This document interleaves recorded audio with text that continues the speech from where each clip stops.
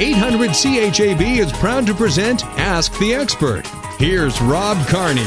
With Greg Marcyniuk from Heritage Insurance in downtown Moose Jaw. Greg, school is back in session, and a friendly reminder today to all motorists to slow down to 40 kilometers per hour or less and watch for those signs in those school zones. Exactly, Rob. I've got actually not only the school zone, but pedestrians and slow down, be alert. A lot of good tips here. Pedestrian safety is essential of part of any community, and nowhere is more important than school zones. First of all, slow down. Most school zones have reduced speed marks. They've got reflected fluorescent signs. The limit varies between communities, and the concept remains the same. Reducing your speed allows you more time to react and brake in the event of an emergency. In fact, Rob, last year in Saskatchewan, there were 13 people were injured and 2 were killed in school zone collisions. And when it comes to children and vehicles, there is little margin for error. As well, it can hurt your pocketbook. The fine for speeding in a school zone starts at $140 and goes up depending on your speed.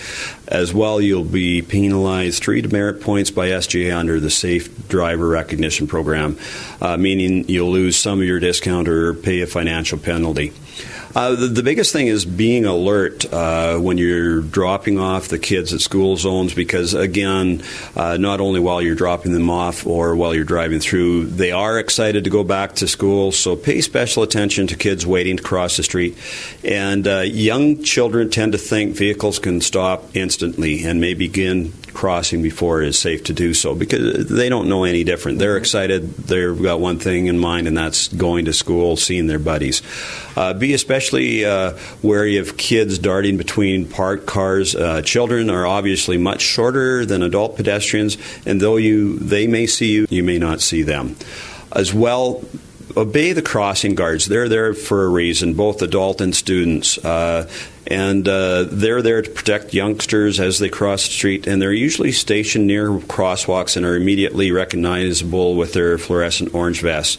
And when crossing guards extend their flags and enter the street, you must come to a complete stop and wait for all pedestrians to cross, and do not proceed until the guard has returned to the curb, and even then be aware of stragglers running onto the street to catch up with their friends, because I know Matthew, my son, has done that a few times himself. And again, exercise extra caution near school buses. Passing motorists on the single biggest threat to children as they enter to leave or leave a school bus. And just minimize the odds of collision by avoiding bus loading zones whenever possible. Mm-hmm. And if you must drive in those areas, obey all the signs and signals, and watch for those young kids who may not know the rules of crossing the street, because there are a lot of younger kids that it's the first time they've been out and about. Mm-hmm. Slow down as you approach a bus and come to a complete stop when its flashing red lights are activated.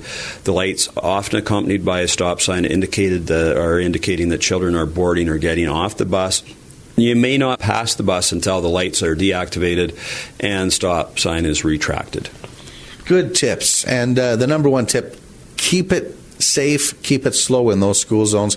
I've said it before and I'll say it again, Greg. I live in Moose Jaw because I don't want to be in a hurry. I can't understand anybody who needs to be in a hurry in Moose Jaw. That's right. Just slow down, be careful, be safe, but watch out for our young children.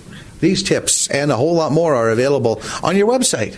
That's correct. NoHassleInsurance.ca, or you can come down and see any of our fine people here at the corner of Fairford and First Avenue West.